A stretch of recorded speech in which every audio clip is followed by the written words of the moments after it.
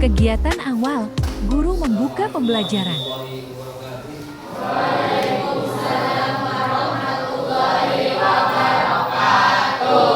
Gimana kabarnya, sehat? Masih semangat? Semangat ya? Selamat pagi. Luar biasa. Oke, terima kasih. Sebelum kita mulai pelajaran, alangkah baiknya kita dulu silakan kepala kelasnya untuk memimpin doa. Silakan.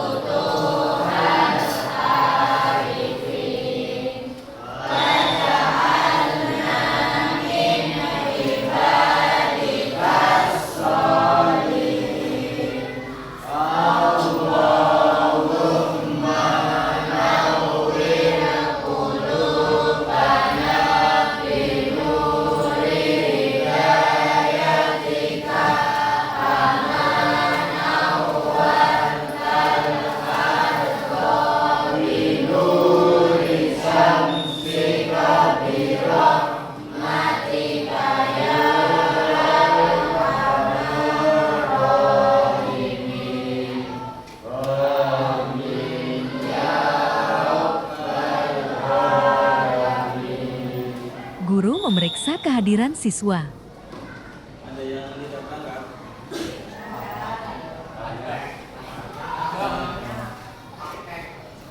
Laporan Khairul Anam. Wajar.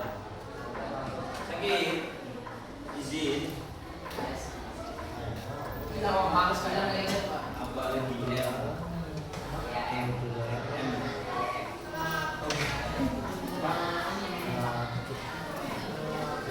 Ya.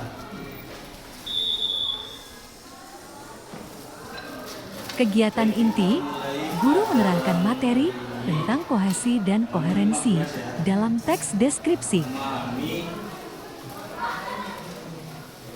Memahami kohesi dan koherensi dalam teks deskripsi.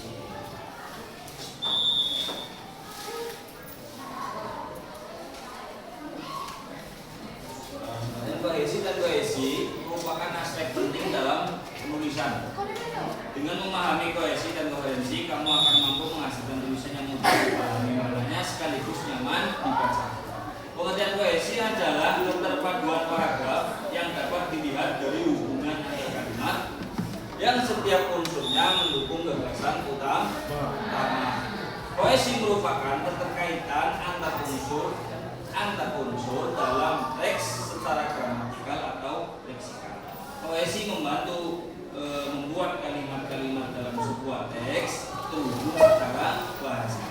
Dengan kata lain, kohesi adalah lem yang merekatkan antara kalimat agar tidak terasa terpisah. Sedangkan koherensi adalah keterpaduan makna.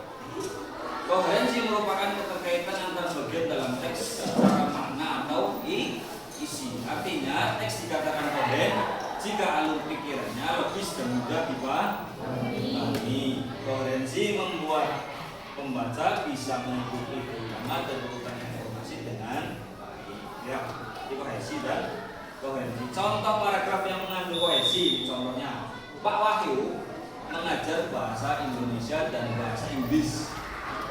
Contoh saya kohesi. Kedua pelajaran itu diajarkan dengan sangat baik. Nah, kata bahasa Indonesia dan bahasa Inggris itu pada kalimat pertama digantikan oleh kata pelajaran itu, diganti ya. Jadi tadi kata Pak Wahyu mengajar bahasa Indonesia dan bahasa Inggris. Kedua pelajaran itu, gitu ya.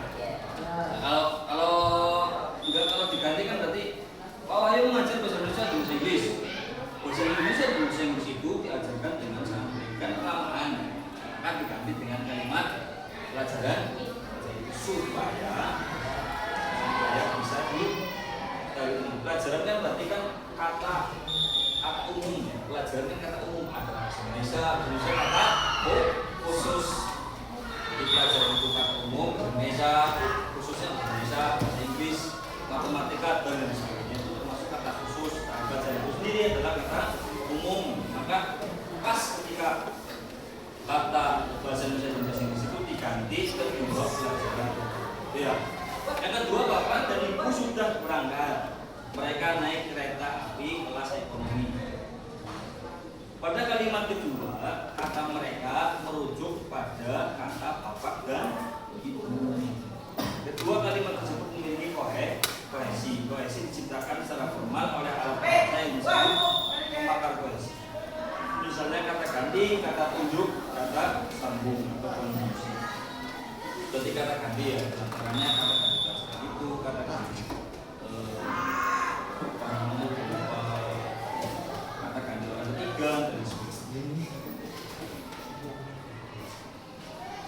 Kemudian untuk menjelaskan koherensi, perhatikan contoh paragraf yang tidak memiliki koherensi berikut. Buah memiliki banyak kegunaan. Karena itu kami memberi buah setiap hari. Sayangnya akhir-akhir ini buah sulit diperoleh. Harga telur juga naik. Masyarakat resah. Buah yang dijual di pasar sudah tidak segar karena harus didatangkan dari negara. Ada kalimat di sini membahas tentang buah. Tiba-tiba ada harga telur juga naik. Ini tidak koherensi karena tidak nyambung. Tiba-tiba ada telur, tiba-tiba ada pisang, ya. Tiba-tiba ada apa? Pokoknya beras atau apa? Ini enggak koherensi, tidak nyambung, ya. Karena kurang padu. Jadi menjelaskan ada kata paragraf yang baik. Paragraf yang baik harus ya mengandung kohesi dan koherensi. Kohesi sendiri ya di sana ada poin-poinnya. Poin A, poin 1 mengandung satu gagasan utama. Yang kedua, kohesi harus memuat semua informasi yang mendukung gagasan utama. Yang ketiga, kalimat-kalimat berhubungan erat dengan gagasan utama. Yang keempat, kalimat-kalimat merujuk pada kalimat utama. Yang kelima, ada pengulangan kata dari kalimat sebelumnya juga bisa merupakan kohesi. Yang keenam, ada konjungsi antar kalimat. Konjungsi itu kalimat sambung ya, kata sambung. Oleh karena itu, dan dia, tetapi ya, itu konjungsi kemarin dan pelajari. Yang selanjutnya ada kata ganti orang, dia, mereka, aku, dan sebagainya. Yang terakhir ada kata ganti tunjuk, ini, itu, yakni. Kata ganti tunjuk suatu barang atau benda. Yang kedua, koherensi. Koherensi bisa dikatakan baik jika ada kepaduan makna kalimat berikut berkaitan dengan makna kalimat berikutnya. Jadi antara kalimat satu dengan kalimat yang lain itu maknanya berkaitan. Ya.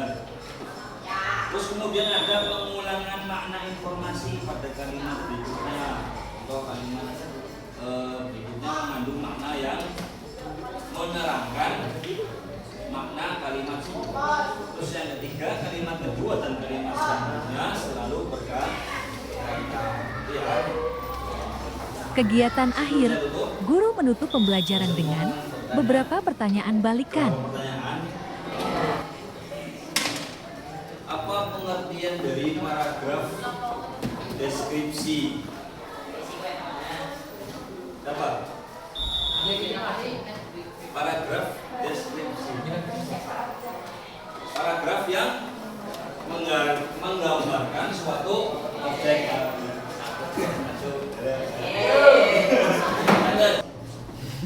Ada berapa kendaraan, makanan, minuman, ada bakso.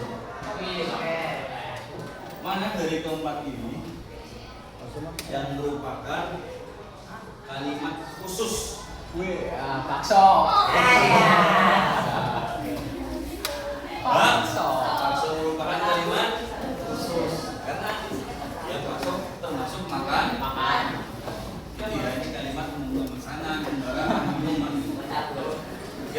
ya.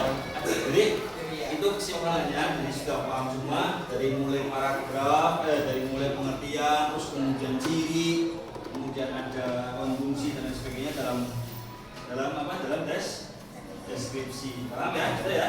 Pertanyaan sudah ada? Sudah ya? Ada. Baik, sebelum saya